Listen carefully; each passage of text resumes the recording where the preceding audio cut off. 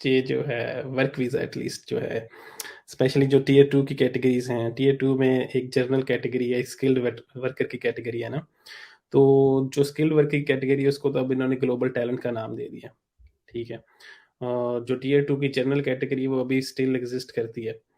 तो जो बंदा मतलब जॉब के लिए अप्लाई कर रहा है और उसके सर्कमस्टांसेस को देख के जो रेलेवेंट कैटेगरी है उस पे अप्लाई करना चाहिए। जो जनरल कैटेगरी है उसमें स्टिल जो है वो 5 इयर्स का रूट है ना, कि 5 इयर्स आप यूके में काम करें और जो है मैक्सिमम आप 5 साल के लिए ही ये वीज़ा टाइप ले सकते हैं। 5 साल के बाद आपको definitely you need to change your status to permanent resident in UK.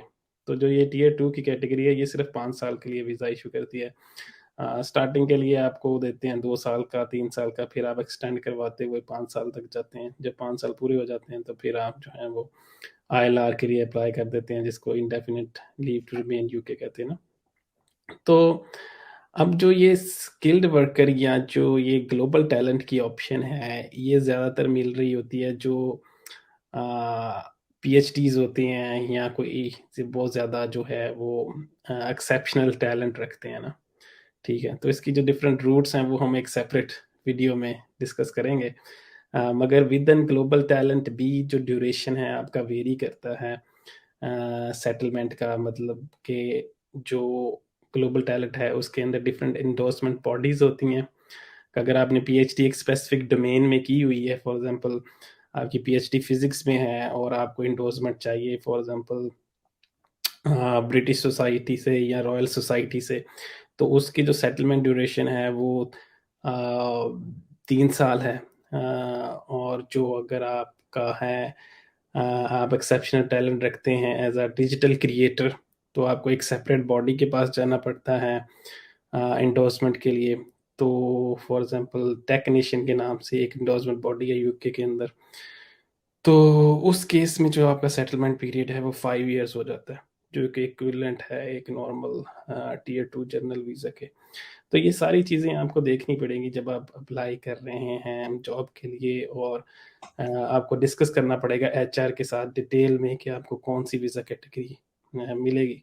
ज़्यादातर ये कॉम्प्लिकेटेड होता है। अक्सर को ज़्यादातर जो एचआर्स होते हैं उनको इन चीज़ों का इतना डिटेल में नहीं पता होता। तो आपने केयरफुली इवैल्यूएट करना है कि आप मीट करते हैं स्पेसिफिक कैटेगरी ग्लोबल टैलेंट की, या जर्नल जो है वो स्पॉन्सरशिप की रिक्वायरमेंट आप पूरी करते हैं या नहीं। तो जो टियर 2 जनरल है उसमें जो मुझे मेजर हर्डल नज़र आई ना अभी तक, मतलब ज़ाहिर बात है जो स्पॉन्सर का है लाइसेंस वो तो इम्पोर्टेंस रखता ही रखता है, कि अगर स्पॉन्सर जो है वो आपको सपोर्ट नहीं दे सकता, तो आप ज़ाहिर बात है वीज़ा अप्लाई ही नहीं कर सकते।